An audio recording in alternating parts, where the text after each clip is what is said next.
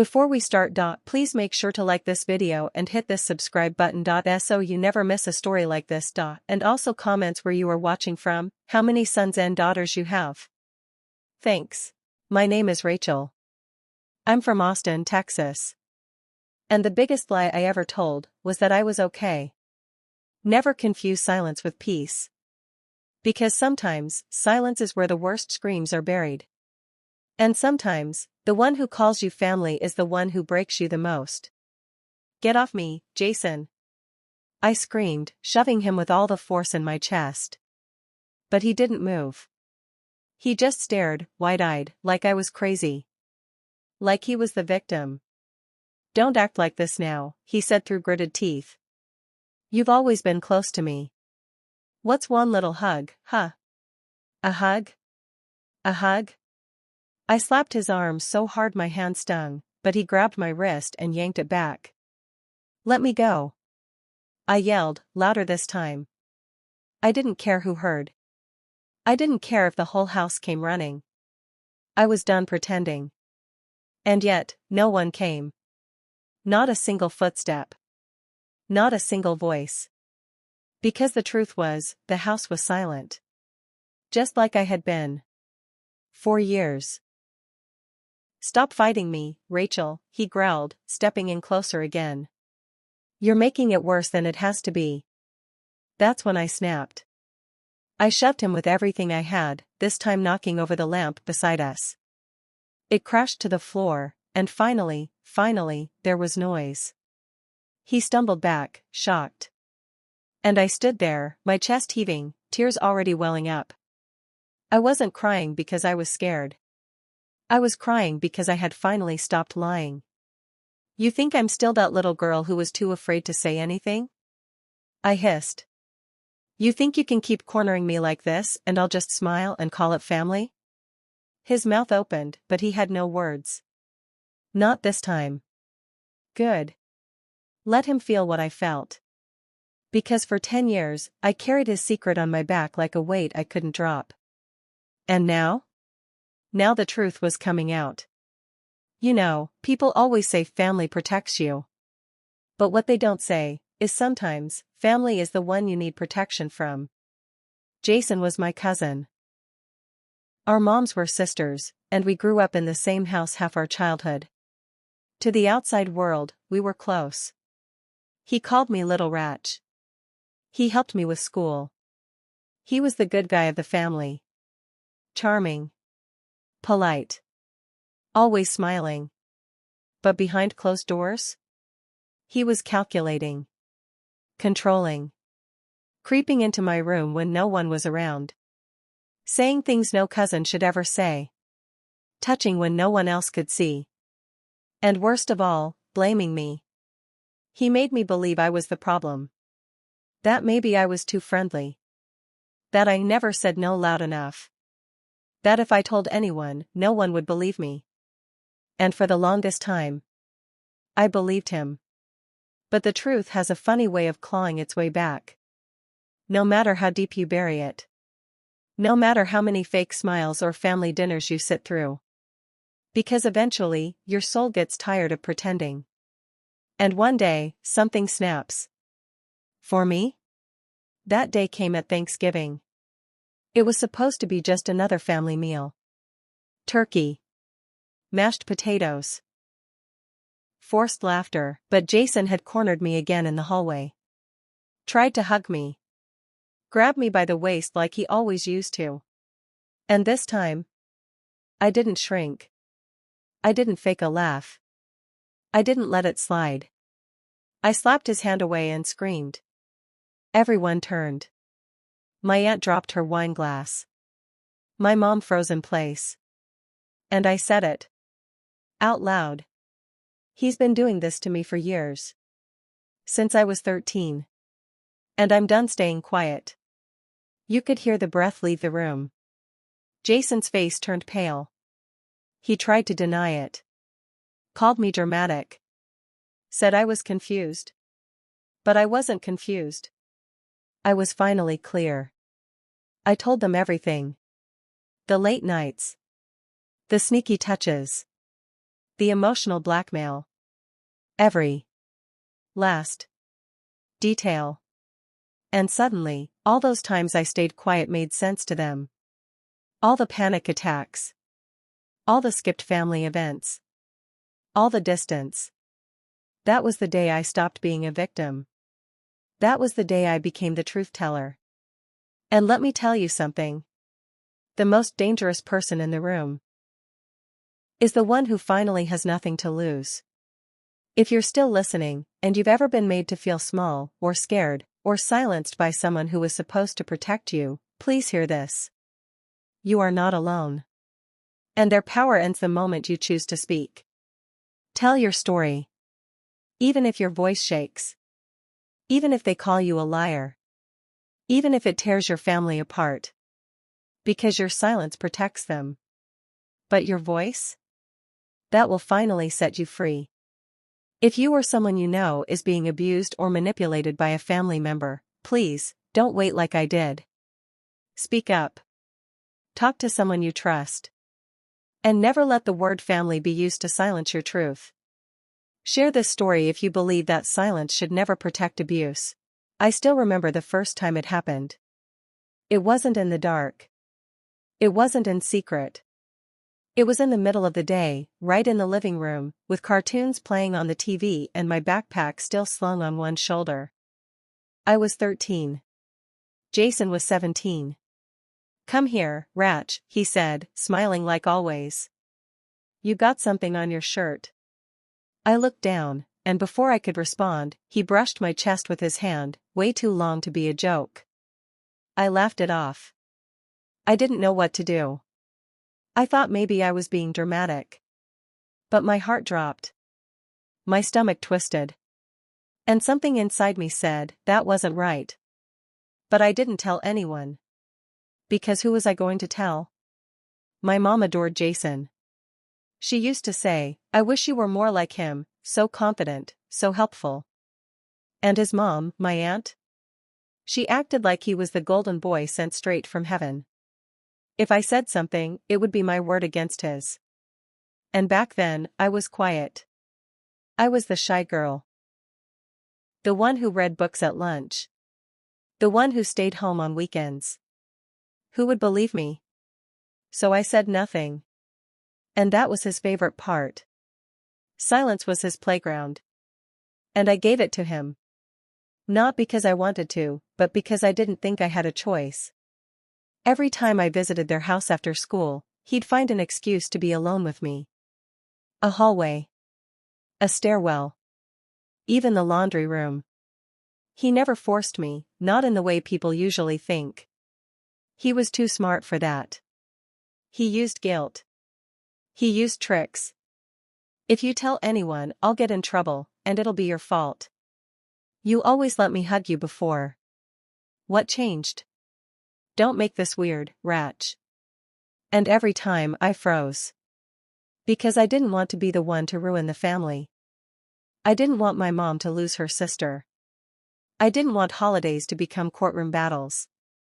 So I swallowed it. Over and over and over. Until it became part of my routine. And he? He kept pretending like we were just close. Like we had a special bond. He'd text me inside jokes. Give me birthday cards with little hearts next to his name. Even bought me a necklace once and said, don't tell anyone, okay? It made me sick. But I smiled. Because that's what I thought I had to do to stay safe. It wasn't just physical. It was mental. Emotional. Psychological. I'd be in my room, doing homework, and I'd get this sudden wave of panic for no reason. I'd walk past him in a family setting, and my hands would start shaking. Every time someone said, you two are so close. My stomach would turn, but my mouth would say, yeah, he's like a big brother. What a joke. A brother is supposed to protect you. Not poison your mind and convince you that you're the wrong one for feeling violated. One time, when I was 15, I tried to tell my mom. I didn't come right out and say it, I didn't have the words back then.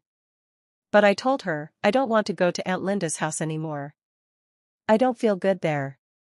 She looked at me like I was crazy. Don't be silly, she said. They've always been good to us. Don't start acting weird.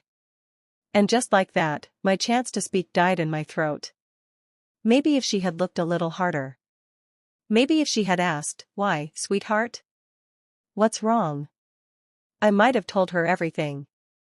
But she didn't. And I didn't. And the silence grew even louder. By the time I was 16, I had become an expert at avoidance.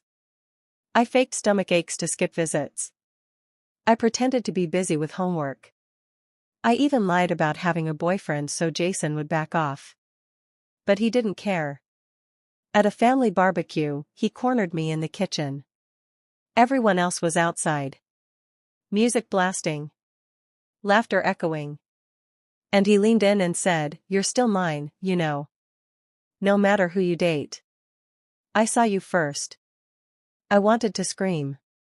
I wanted to punch him in the face. But instead, I whispered, "Leave me alone," and walked away, fast. I locked myself in the bathroom and cried on the floor for 30 minutes. No one noticed I was gone. That's what silence does. It makes you invisible. I started to hate myself. I hated how weak I felt. How I let it happen again and again. I started to think maybe it was my fault. Maybe I smiled too much. Maybe I didn't push him away hard enough. Maybe I was broken.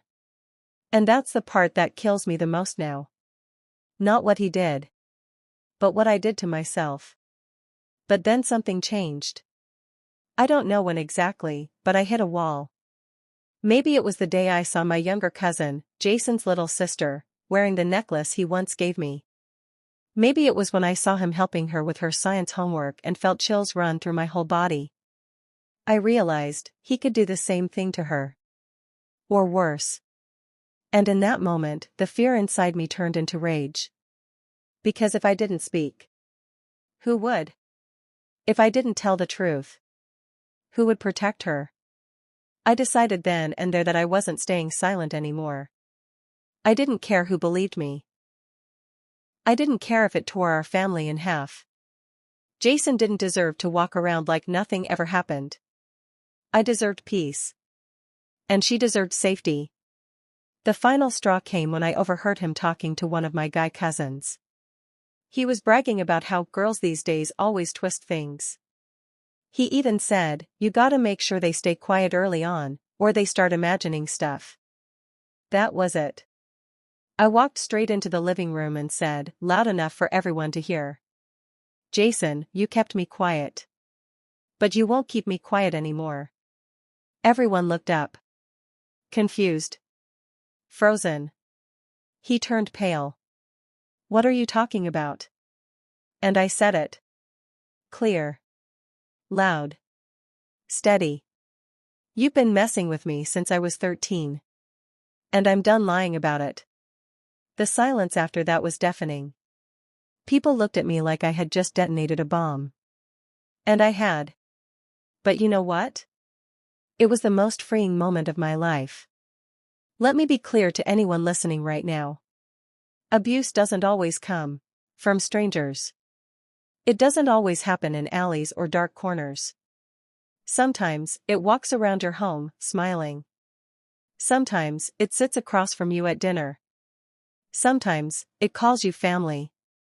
And that's why we need to speak. If you've ever been made to feel small, ashamed, or unsafe by someone close to you, please know this: it's not your fault. It's not too late. And you are not alone. If this story made your heart beat faster, made you remember something you buried, or made you feel seen, share it. Let someone else feel that too. The more we speak, the less power abusers have. Silence protects them. Truth protects us. I stood in the middle of the living room, shaking. Not because I was scared. But because for the first time in 10 years, I was done being scared. I repeated, louder this time, "Jason's been touching me since I was 13. And still, silence. No one said anything. No one even blinked. It was like they were frozen. Like their brains were trying to reject the words. Jason was staring straight at me, his face stiff, pale, panicked. He opened his mouth, then closed it again. He wasn't ready. Because bullies like him? They rely on fear. They rely on you never saying a word. And when you do, they have nothing. What are you talking about? He finally said, his voice shaking. Are you serious right now? Don't act surprised, I said, turning to my mother, my aunt, the cousins, everyone. He's been making comments, touching me, cornering me when no one was around. And I never said anything because I was afraid none of you would believe me. And guess what? I was right. My aunt's mouth fell open, but not in sympathy. In offense. Rachel, she gasped, how dare you accuse him of something so vile? In front of the whole family? How dare I? I choked out, a bitter laugh rising in my throat. You want to know what's vile? That your perfect little son knew he could do whatever he wanted because no one would ever question him. Jason's dad stood up next. Rachel, this is your cousin. We're family. And that was the word I had come to hate more than anything. Family. Family had been the excuse. Family had been the silence. Family had been the shield behind which he hid his sickness. Don't talk to me about family, I snapped. Family is supposed to protect you, not destroy you behind closed doors. My mother finally stood, pale as a ghost. She didn't say anything. She just stared at me with wide, watering eyes. She looked at me like she didn't recognize me. But for the first time in my life, I recognized myself. They didn't want to believe me. Not at first. The room exploded into shouting. My aunt was defending him. Jason was calling me crazy. One of my cousins said, she's just looking for attention. And still, I stood there. Because when you've lived in hell for a decade, a little yelling doesn't scare you anymore. I'm not here to convince you, I said, I'm here to free myself. What you do with the truth is on you. And then, something happened. My youngest cousin, Emma, only 12 years old, stood up from the couch. She was trembling. And she said, he gave me a necklace too. And he said not to tell anyone. That's when everything broke. That's when the room snapped. My aunt sat down like someone had punched her. Jason's face went white. Like pure paper. And suddenly, everyone looked at him differently. Because I was no longer just the girl with a story. I wasn't just a troubled teen or a dramatic woman. Now I was the warning sign they had ignored. And Emma? She was the one they still had a chance to protect. Jason tried to speak, but no one was listening anymore.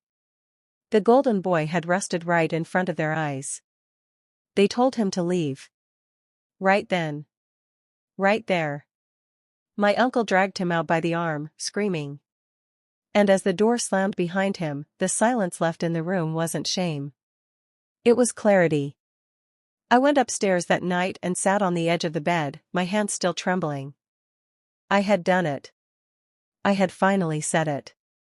And for the first time in years, I could breathe.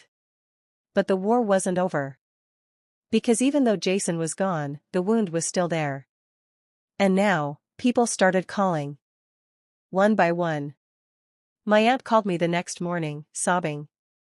She didn't apologize, not at first. She just kept saying, I didn't know. I swear I didn't know. I never saw it. And I said something I had waited 10 years to say. You didn't see it because you didn't want to. She cried harder. But I didn't comfort her. I wasn't here to carry her guilt. I had carried mine long enough. People started whispering at church.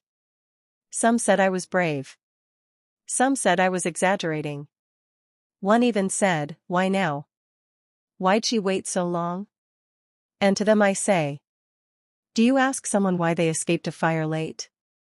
Or do you just thank God they made it out alive? Emma and I talked for hours. She told me she never understood why she felt so sick around him.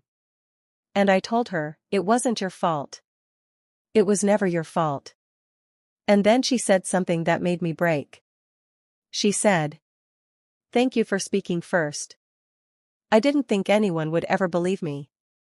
That's when I knew, this is why I told my story. Not to destroy a family, but to stop a cycle. Because Jason? He's just one of thousands. These men, they hide in families, in schools, in friend groups. And they count on silence to keep them safe. But I'm done being silent. And I want you to be done too. To anyone out there still holding their story inside, listen to me. Your silence isn't protecting peace. It's protecting pain. And the day you speak up, you won't just save yourself. You might save the next girl too. If someone has made you feel unsafe, speak. Even if your voice shakes. Even if they're family. Even if they have a perfect image. The truth is more powerful than any reputation. And your voice can break the chain. Share this story if you believe silence should never protect predators. We have to protect each other, and it starts with speaking up. The truth was out. The door had slammed shut behind Jason, and for a brief moment, I thought the worst was over. But I was wrong. Because when you speak the truth, when you rip the curtain off someone everyone loved, you don't just face the abuser. You face the fallout. At first, it was quiet. The phone didn't ring. No one messaged. I didn't get invited to family dinner. And when I walked into church that Sunday, heads turned like I had dragged a storm in behind me. People I had known my whole life suddenly looked at me like I was dangerous. Not Jason. Me. Like I was the one who shattered everything. That's what abuse survivors never talk about enough. The second heartbreak. The betrayal of the people who should have stood beside you but turned their backs the moment things got messy. My aunt stopped speaking to my mother. Said I had destroyed her son's future. Said I should have just come to her privately. As if this was some family disagreement over chores and not years of unwanted touching and emotional manipulation. One of my cousins blocked me on everything. Another messaged me a Bible verse about forgiveness and told me I should let go of the past. Let go? I bled in silence for 10 years. And now that I dared to scream, I was the villain? No. Not this time. I wasn't shrinking again. Not for anyone. I started therapy. At first, I didn't even know what to say. My therapist asked me, when did the abuse begin? And I couldn't answer. Because it didn't begin with a slap or a bruise. It began with a look. A comment. A shift in energy that made my skin crawl even before I understood why. She helped me unlearn the lies Jason planted in my head. That I should have stopped him. That I asked for it. That my silence meant consent. No. My silence was fear. And fear is not permission. But here's the truth no one told me. Healing isn't a straight line. Some days I felt powerful. Other days I'd hear a song, smell his cologne, or see a family photo, and I'd spiral. I'd wake up in cold sweats. I'd shake at the thought of walking into another family event. I'd hear my own voice in my head asking, did I do the right thing? And every time, the answer was the same. Yes. Because silence might have kept everyone else comfortable. But it was killing me. Emma became my light. She started texting me every day. Telling me how school went. Telling me when she felt uncomfortable around someone. I told her, you don't owe anyone silence. And I realized I needed to hear that too. Then came the letters. 3 of them. From other girls. Family friends. Classmates. Girls who said they had been through the same thing. Girls who never spoke. Until they saw me speak. That's when I knew, this wasn't just about Jason. This was about every person who thinks they're alone. Every girl who cries in the bathroom between family dinners. Every boy who thinks no one will believe him because men don't get abused. It was bigger than me. But don't get me wrong, there were days I wanted to disappear. Days I regretted everything. The loneliness was sharp. Even some people in my own family kept their distance, like I was contagious. But you know what? Better to stand alone in truth than be surrounded by liars in comfort. One night, my mom came into my room and sat on the edge of my bed. She looked tired. Not from work, but from knowing. From facing the truth about a boy she helped raise, and the daughter she didn't protect. She didn't say much. She just held my hand and whispered, "I'm sorry." And that meant more than anything. Because I wasn't looking for a perfect parent. I just needed someone to believe me. The more I healed, the more I saw clearly. Jason didn't just steal moments. He stole confidence. He stole birthdays. Family trips. He stole time. But I was done letting him keep the rest of my life. I applied to college out of state. Started volunteering at a shelter for survivors. Spoke at a small event, trembling, hands shaking the whole time. But when I finished, someone came up to me and said, "I've never told anyone, until now." And suddenly, every whisper, every insult, every cold shoulder I got after speaking up, it was worth it. You know what the craziest part is? Jason still tries to play the victim. He posted online that I ruined his future. That I turned everyone against him. But the truth? He ruined himself the day he laid a hand on me. All I did was shine a light on it. Let me say this clearly. If speaking your truth shakes a few rooms, let them fall. If telling your story makes some people uncomfortable, good. That's what truth does, it breaks before it rebuilds. You don't owe your silence to anyone. Not to family. Not to tradition. Not to comfort. Not even to peace. Because fake peace isn't worth real pain. If you're struggling with speaking up, I want you to hear this from someone who finally did. You are not crazy. You are not weak. You are not alone. You're surviving something you never asked for. And surviving in silence is still surviving. But speaking? That's how you start living again. Don't wait for permission. You already have it. And if this story felt like your story? If it reminded you of something buried deep?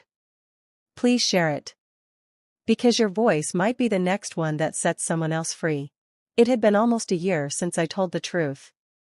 12 long months of healing, grieving, rebuilding, and watching people pick sides. But no matter how many ignored my story, one thing was clear, I wasn't backing down. Not now.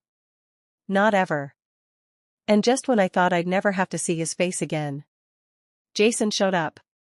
It was my grandmother's memorial. One of the few times the entire family would be in the same room. I thought he'd stay away, out of guilt, out of shame, out of decency. But no. He walked in like nothing had ever happened. Wearing his church suit, standing tall, shaking hands. Like he hadn't been exposed. Like he hadn't shattered my childhood. People murmured. Some glared. Some smiled at him. Because that's what people do when they don't know how to handle truth. They default to comfort, even when it's a lie. I was sitting in the second pew with my mom and Emma. I felt my chest tighten the moment I saw him. My stomach turned. My hands went cold. But my spine stayed straight. He tried to ignore me. But he kept looking. And halfway through the service, he walked over. "Rachel," he said quietly, fake smiling like always. "Can we talk?" Just for a minute. I looked up. Dead in his eyes. And I stood. "No," I said loud enough for half the room to hear. "Not alone." He hesitated, then glanced around. People were watching now. "Fine," he muttered. "Here then. I just wanted to say I didn't mean to hurt you." I blinked slowly. "You didn't mean to hurt me?" I took a deep breath. "You touched me when I was 13, Jason. That wasn't an accident. That wasn't a mistake. That was you choosing to hurt someone you knew would stay silent. He looked around, clearly uncomfortable. Do we really have to do this here? Yes, I said calmly. Because you had no problem doing what you did there. In that hallway. That laundry room. That guest room. And suddenly, people were listening. Not whispering. Not judging. Just listening. And that's when I said it. For years, I thought if I just stayed quiet, the shame would go away. But it didn't. Because it was never my shame to carry. I turned to the room. I was scared. I was silent. I thought I was the only one. But I wasn't. And I'm not. Jason tried to interrupt, you're twisting it. I held up my hand. No. You don't get to speak now. You had years of silence protecting you. It's my turn. I didn't scream. I didn't cry. I just told the truth, again. In public. In front of the people who needed to hear it. And you know what happened? People moved away from him. Physically. Like he had something contagious. One uncle stood up and said, I believe her. Another aunt turned away from him and sat by me. It took a year. But the shift had come. Jason walked out early. Red-faced. Exposed. Exactly how I had felt for 10 years. Only difference? He deserved it. After that day, I felt something I hadn't felt in over a decade. Not because everything was perfect. Not because everyone apologized. But because I stood up for myself and didn't flinch. Because I spoke my story even when the room got cold. Because I protected that little girl I used to be, the one no one else protected. I started writing after that. 1 page turned into 10. 10 turned into a blog. Then emails. Then invites to speak at schools. Youth groups. Support centers. People started saying, you're brave. But I don't think it was bravery. It was survival finally learning how to speak. Emma's mom hugged me one day and said, I'm so glad you said something. I was too afraid. I froze. And I regret it every day. And I told her, you're here now. And she's safe. That's what matters. Because blaming the past doesn't change it. But owning it? That's how you stop it from repeating. So here's my truth. Jason didn't ruin me. He broke me, yes. But I rebuilt. Stronger. Louder. Unafraid. Because every time I tell this story, I take back a piece of myself. And every time you listen, we make the world a little safer for the next girl. Final words to you, the listener. If someone's hurt you and walked away smiling, speak. If your family chooses silence over justice, stand anyway. If your voice shakes, say it anyway. Because truth whispered is louder than a lie shouted. And your story can't heal in hiding. You deserve to be believed. You deserve to be heard. And you deserve to live free from the weight of someone else's guilt.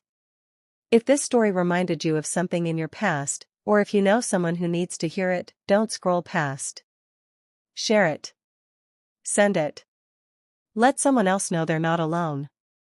Because someone once spoke up for me, and that's why I finally had the strength to speak for myself. Let's break the silence, together.